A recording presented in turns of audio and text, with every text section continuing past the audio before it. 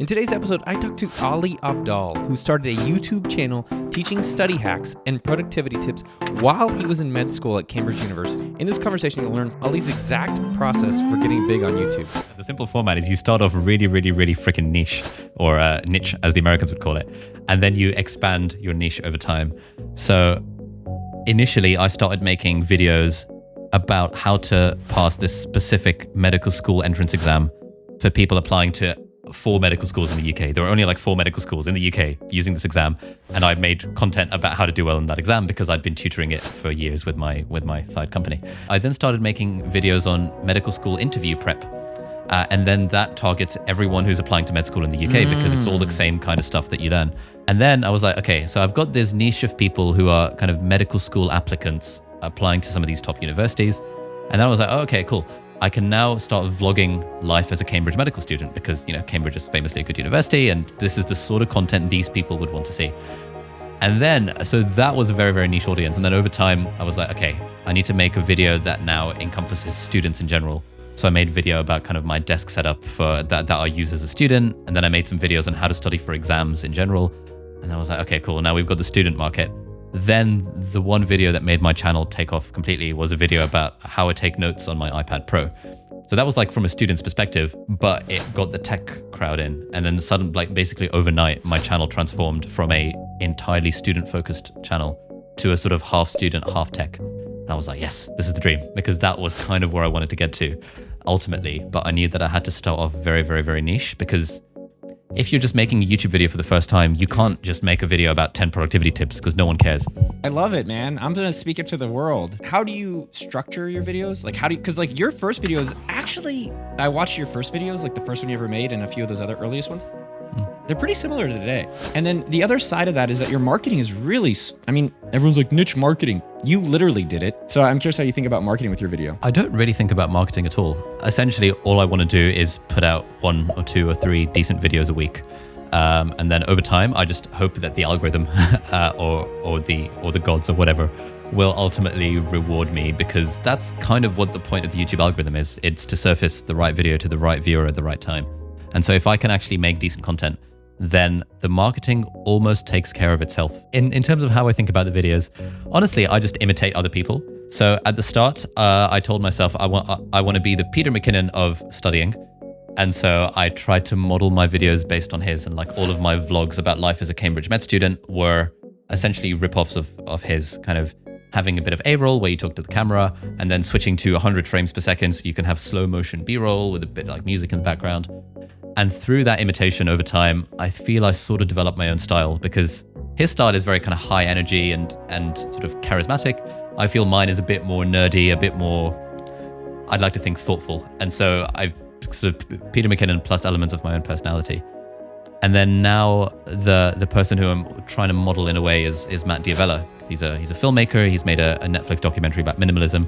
All of his videos are like the gold standard of a cinematic, decent YouTube video, which I guess isn't even really a YouTube video, because it's like basically a film/mini documentary in 10 minutes. And so I'm learning a lot from him about, okay, cool, he's switching up the A-roll there, he's using a voiceover there, he's using an overhead camera there.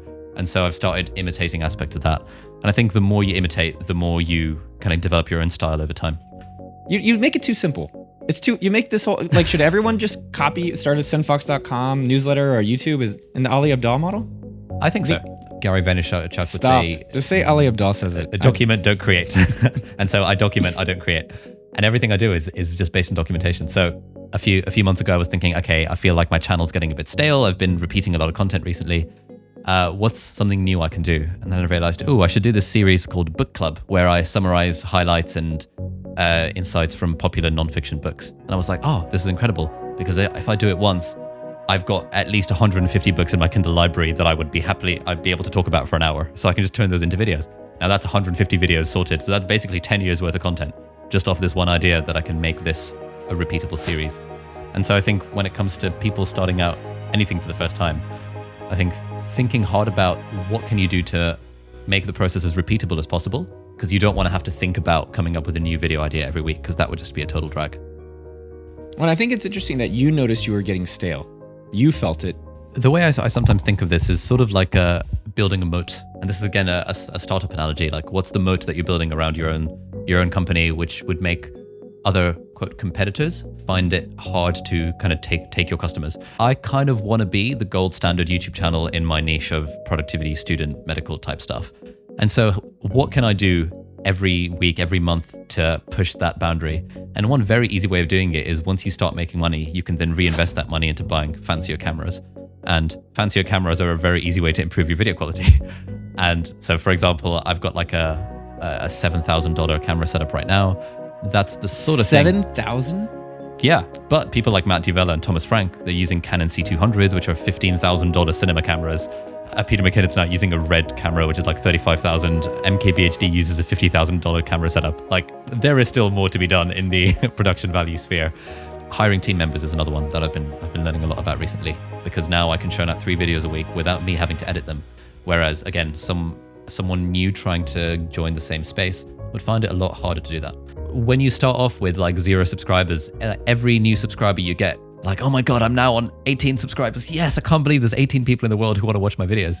And then as you upgrade your camera setup, you can, in a way, you feel yourself leveling up. And I think there's something I've been thinking about a lot recently, which is I think there are so many ways in which life is actually like a video game. And I think that leveling up in the video game of life is one of the most satisfying things that we can do. So whether it's me kind of just like managing to learn a new song on the piano or upgrading my camera setup, it's all part of leveling up. But my point is that that's like an individual journey. And so if you took someone who was a brand new YouTuber and put them in MKBHD's $50,000 studio, they probably wouldn't know what to do with it, because that's not the level they're pitching at. Whereas you start off with your iPhone, you get an A6400, you get an A7 III, you get a cinema camera. Over time, you realize you spent 100 grand on cameras.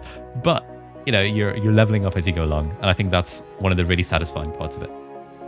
I get asked about a lot, like how do you sustain this motivation? And I'd be intrigued to hear what you think about this, because for me, a big part of kind of why I do this stuff is because I'm trying to optimize for a future where my day job is optional, where I don't have to kind of be a full-time doctor if I don't want to, just to pay the bills. And so a big part of why is kind of trying to get to this future of having these multiple streams of passive income and so on. And I know that, as Gary Vaynerchuk says, that one of the easiest ways to get to that point is to just create a load of free content consistently over a very long period of time, build up an audience, and then you can kind of tap into that audience for monetization as and when you need it. You said, and this is really great, there is a clear path to financial freedom following this model. Yeah, absolutely. It feels almost like cheating. No. But I think what's different is you knew, I think one of the things that I've been thinking about is suffering and rewards. So I mentioned that book, Courage to be Disliked, which I highly recommend. And I'm thinking about, like, what do I want to suffer for? What is worth suffering? Because some suffering I just don't want. There's not the reward. But if you know the reward is I can have financial options and all I have to do is this suffering and then I'll get it, I'm going to go do that. And I like that. I think, that's a great way that you've put it out there. I hope that inspires a lot of other people to start the YouTube, and that helped you probably stick with it, because you're like, well, if I want that outcome, I have to put in this work. I think so, yeah. And I think it also helps to, like, if you can find something that you don't find to be that suffering, if that makes sense. Like, I find it like really freaking annoying having to set up the cameras and the lights every time, which is what makes me think, oh, I can't wait to move into a bigger place where I just have my own studio, because that's not like the fun bit of doing the video. Whereas I just love hearing my voice talking to a camera. It's just fantastic. And like the editing side of it used to be fun. And then kind of once you've been doing 200 videos, at that point, the editing starts to get a bit dry. So then I managed to outsource the editing of it. And so I don't really view it as suffering. And I think what a lot of people say is occasionally I'll get messages from Instagram being like, hey, it's easy for you to say about all this passive income and stuff. I'm not the sort of person who could put myself on YouTube. How do I make money without being on YouTube? And I'm like, well, it's not for everyone. And I like the thing that you said when you were on my channel was it last week? Which was, it's all about trying to monetize your passions in a sort of sustainable way. And so whatever you're passionate about, you can find a way to create content online for that, as Gary Vaynerchuk would say.